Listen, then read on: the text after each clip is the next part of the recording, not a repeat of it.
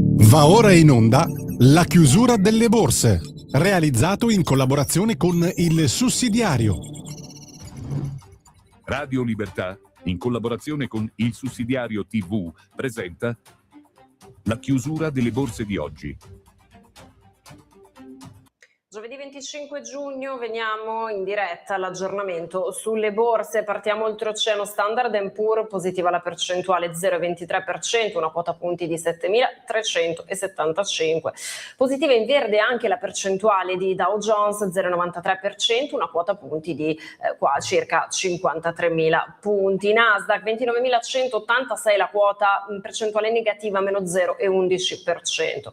0,72% per Russell 2000, 3.008,17 la quota. Vediamo il VIX, l'indice della volatilità, terreno positivo 1,93%, 18,9.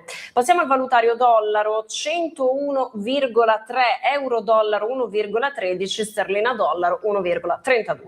Parentesi come di consueto sulle materie prime. Oro continua a crescere, percentuale in verde dello 0,91, 4.027 dollari all'oncia, 71 i dollari al barile per il petrolio, una percentuale positiva del 2,13%. Titoli di Stato, vediamo BTP Bund 74,950.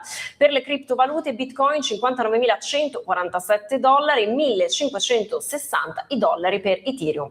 Sono le 17.32, si sono quindi concluse le contrattazioni in piazza affari. Come chiude l'Eurozona? Tutta in positivo. Parto dall'indice di casa nostra. FTSE MIB chiude con una percentuale in verde dello 0,15%, una quota punti di 51.717, 8.426 la quota punti di chiusura per il mercato francese. CAC 40 0,49%, 0,64% per il mercato spagnolo, la quota punti di Bex 35 19.513, 25.000 per il DAX, questa la chiusura, 1,05 la percentuale.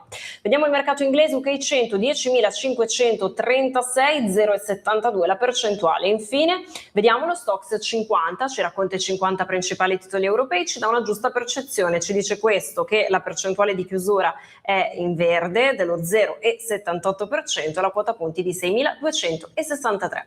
E questi gli aggiornamenti per questo giovedì 25 giugno. Grazie per esserci, buon proseguimento di serata.